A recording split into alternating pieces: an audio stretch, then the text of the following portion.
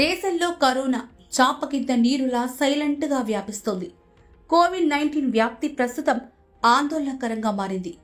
తాజాగా ఈ వైరస్ బారిన పడిన వారి సంఖ్య 6,000 దాటగా ఇప్పటి వరకు దేశవ్యాప్తంగా 65 మంది కోవిడ్తో మరణించినట్లు కేంద్ర ఆరోగ్య శాఖ వెల్లడించింది.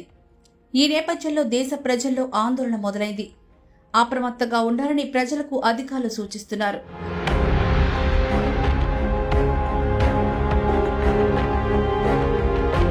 కేంద్ర ఆరోగ్య శాఖ విడుదల చేసిన తాజా గణాంకాల ప్రకారం జూన్ 8వ తేదీ ఉదయం 8 గంటల వరకు దేశవ్యాప్తంగా క్రియాశీల కేసుల సంఖ్య 6,133కి చేరింది. గత 24 గంటల్లో అంటే జూన్ 7న ఉదయం 8 గంటల నుంచి జూన్ 8న ఉదయం 8 గంటల వరకు 378 కొత్త కోవిడ్ కేసులు నమోదు కాగా 6గురిని బలి తీసుకుంది.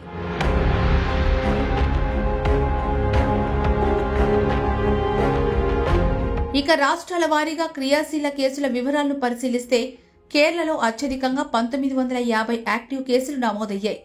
ఇక గుజరాత్లో 822, పశ్చిమ బెంగాల్లో 693, ఢిల్లీలో 686 కేసులు నమోదు కాగా మహారాష్ట్రలో 595, కర్ణాటకలో 366 క్రియాశీల కేసులు నమోదయ్యాయి.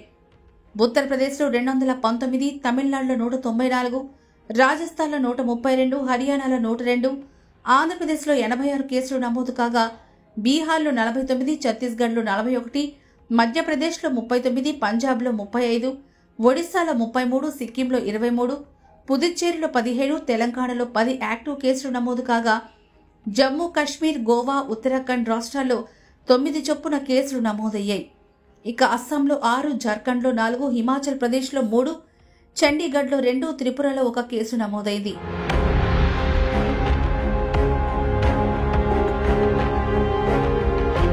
ఈ నేపథ్యంలో ప్రజలు తగిన జాగ్రత్తలు తీసుకుంటూ అప్రమత్తంగా ఉండాలని ఆరోగ్య శాఖ అధికారులు సూచించారు.